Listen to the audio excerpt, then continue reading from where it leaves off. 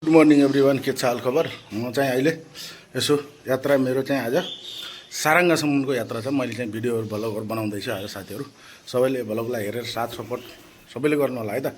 Continue हाम्रो यस्तो छ एरिया। अहिले म जाँदैछु। गर्मी बङ्गालमा बहुत खतरा गर्मी छ।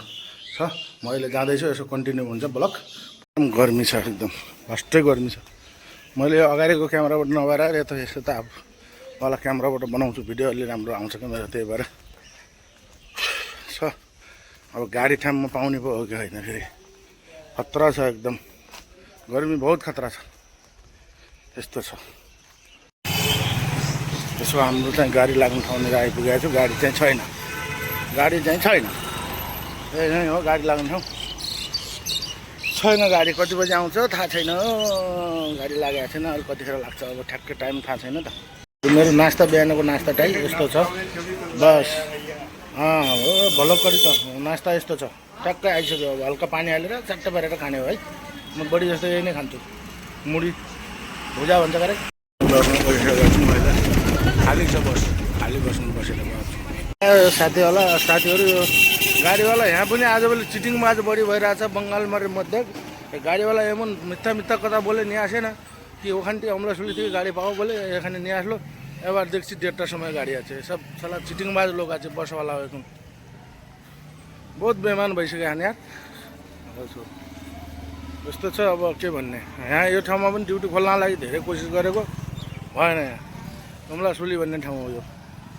ड्युटी खोल्नलाई बहुत कोसिस गरेँ मैले, तर भएन। यहाँ हाम्रो वहाँको जस्तै सेम टु सेम जङ्गल छ क्या।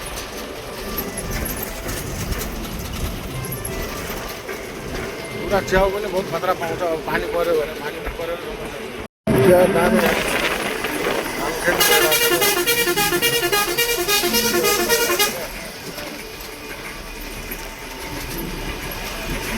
त्योहरू आज चाहिँ यो पश्चिम बङ्गालमा चाहिँ 27 वर्ष भयो आउन जान लाग्यो। एउटा गाडीवालाले यस्तै झुक्याइदियो नि। मैले आज 50 रुपियाँ भाडा लाग्ने ठाउँमा 50 रुपियाँ भाडा लाग्यो क्या।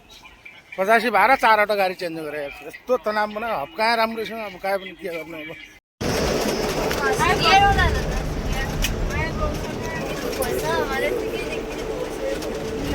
अहिले चाहिँ 4वटा गाडी चेन्ज गरिसकेपछि म सारङ्गामा चाहिँ उत्रेँ है।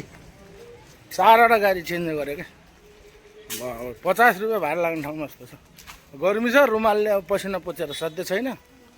त्यसो भए हुनाले गाम्चै बोकेर आएको छु। आज त पुरै पानी पुरा तर बग्छ क्या शरीरबाट। यस्तो छ हालत खराब। यस्तो छ रुम,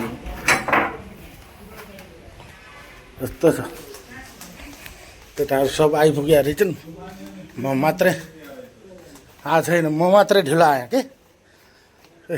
गोर्खालीहरू यस्तरी पुरा पसिना लसिना भएर बसेको अवस्था छ।